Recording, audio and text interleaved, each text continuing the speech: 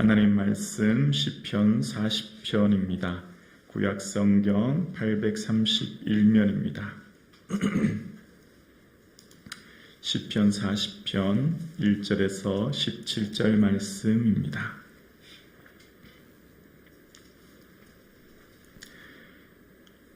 우리와 함께 하시는 하나님의 말씀을 함께 고백드리겠습니다.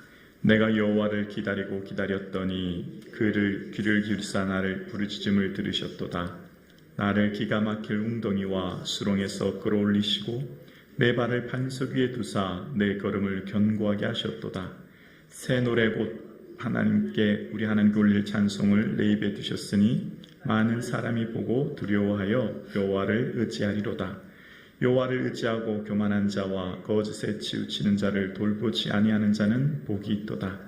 여호와 나의 하나님이여, 주께서 행하신 기적이 많고 우리를 향하신 주의 생각도 많아 누구도 주와 견질 수가 없나이다. 내가 널리 알려 말하고자 하나 너무 많아 그 수를 셀 수도 없나이다. 주께서 내 귀를 통하여 내게 들려주시기를 제사와 예물을 기뻐하지 아니하시며 번제와 속죄제를 요구하지 아니하신다 하신지라. 그때 내가 말하기를 내가 왔나이다. 나를 가리켜 기록한 것이 두루마리 책에 있나이다. 나의 하나님이여, 내가 주의 뜻을 행하기를 즐기오니 주의 법이 나의 심중에 있나이다 하였나이다. 내가 많은 회중 가운데에서 의의 기쁜 소식을 전하였나이다. 여호와여, 내가 내 입술을 닫지 아니하는 줄을 주께서 아시나이다. 내가 주의 공의를 내 심중에 숨기지 아니하고 주의 성실과 구원을 선포하였으며 내가 주의 인자와 진리를 많은 회중 가운데서 감추지 아니하였나이다. 여호와여, 주의 긍휼을 내게서 거두지 마시고 주의 인자와 진리로 나를 항상 보호하소서.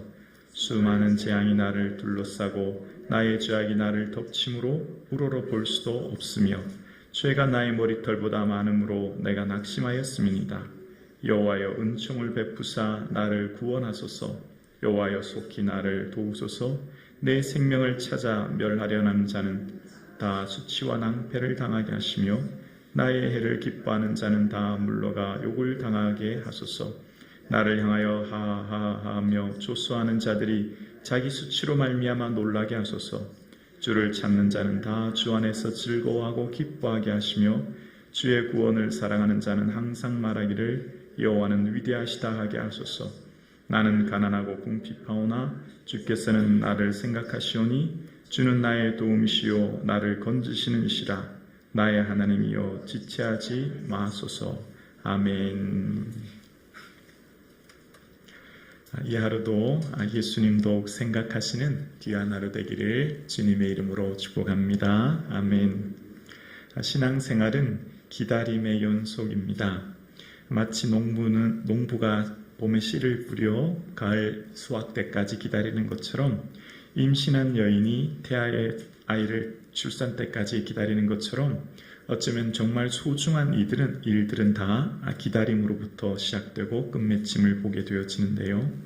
오늘 본문도 시편 기자는 하나님, 내가 여호와를 기다리고 기다렸더니 라고 고백하고 있는데요. 오늘 본문의 시편 이 기자, 이 다윗이 기다리는 상황이 어떤 상황이냐면 그냥 편안한 상황, 그냥 평범한 일상 가운데 하나님의 응답을 기다리는 상황이 아니라 정말 너무너무 고통스러운 상황인 거예요. 그 기다리는 삶의 자리가 어떻게 되어 있냐면 2절이었거든요.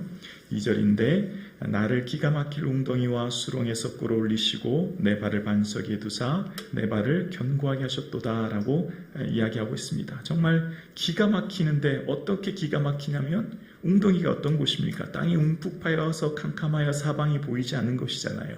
수렁은 어떤 곳입니까? 진흙탕이 되어서 늪처럼 점점 몸이 빨려 들어가는 곳이잖아요.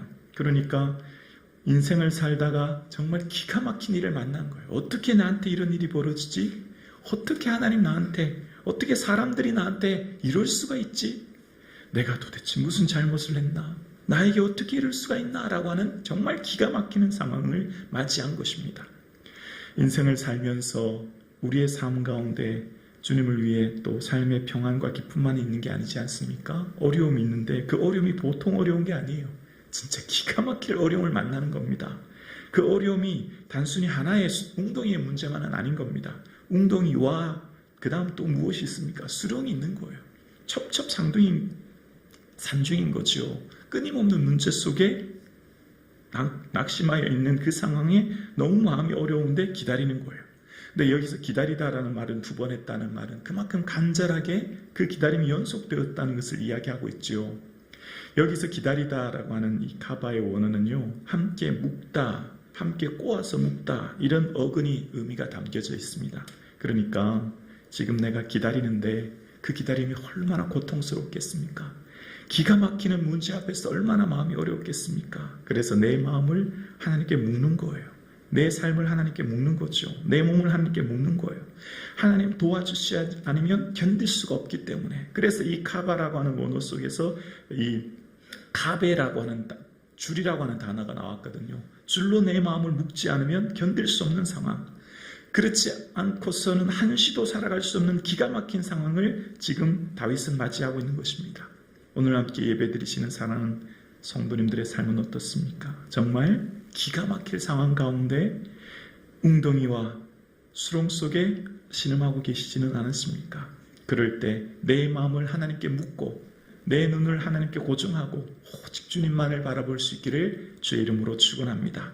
그렇게 기다리고 기다렸더니 하나님께서는 응답해 주셨어요. 내 기도를 들어주셨습니다. 그래서 3절과 4절에 보면 하나님을 새 노래로 찬양하고, 그래서 하나님을 향해서 의지하는 자는 복이 있다 4절에 이야기합니다. 그리고 5절에 보면 깨닫는 것 한 가지가 있어요. 5절 우리 함께 고백할까요? 여호와 나의 하나님이여, 주께서 행하신 기적이 많고 우리를 향하신 주의 생각도 많아 누구도 주와 견딜 수가 없나이다. 내가 널리 알리고 말하고자 하나 너무 많아 그 수를 셀 수도 없나이다. 아멘. 주님 앞에 머물러 있고 기다리고 또 엎드리면 주님의 생각이 얼마나 큰지를 깨닫게 될 줄로 믿습니다. 기다려야 합니다. 주님 앞에 머물러 있어야 합니다.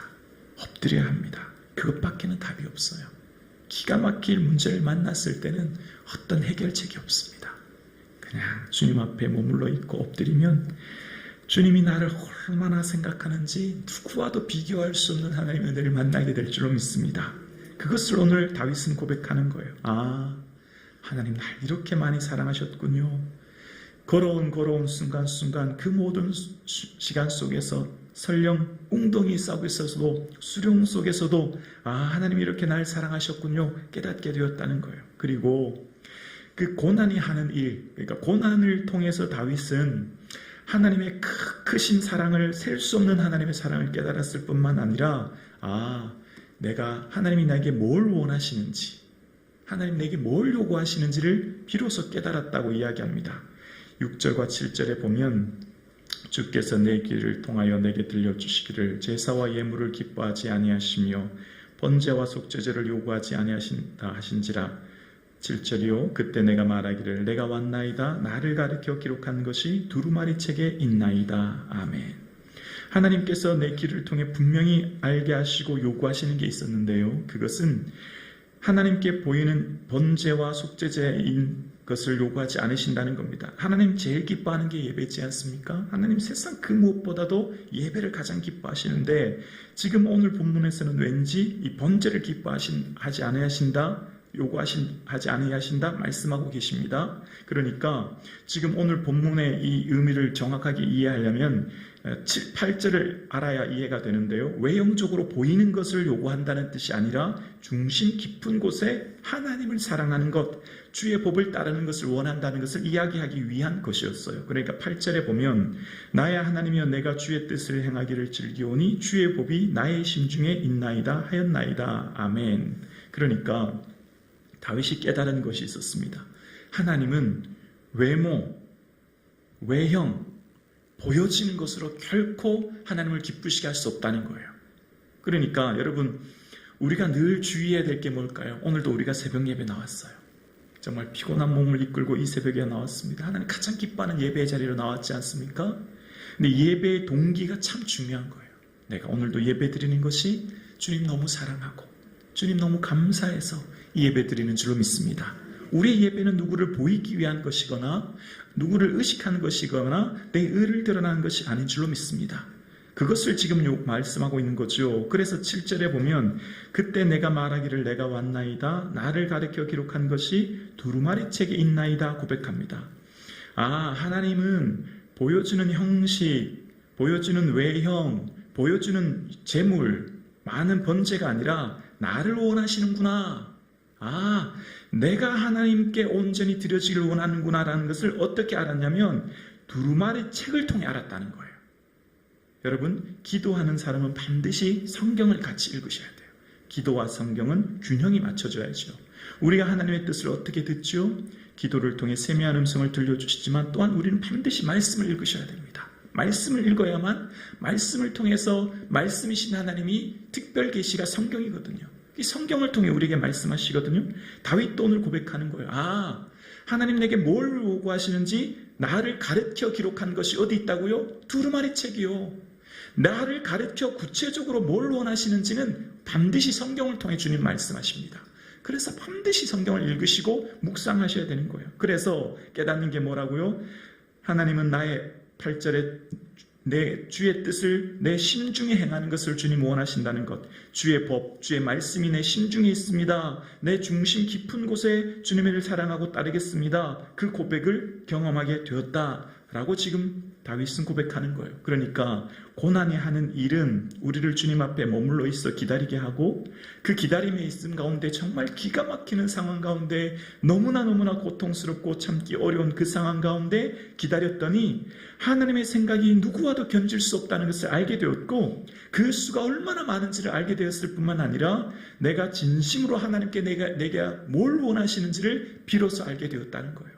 내가 하나님께서 정말 원하시는 나의 삶 깊은 곳에 심중에 원하시는 하나님의 그 마음, 그 뜻을 깨닫게 되었다. 오늘 다윗은 고백하고 있습니다.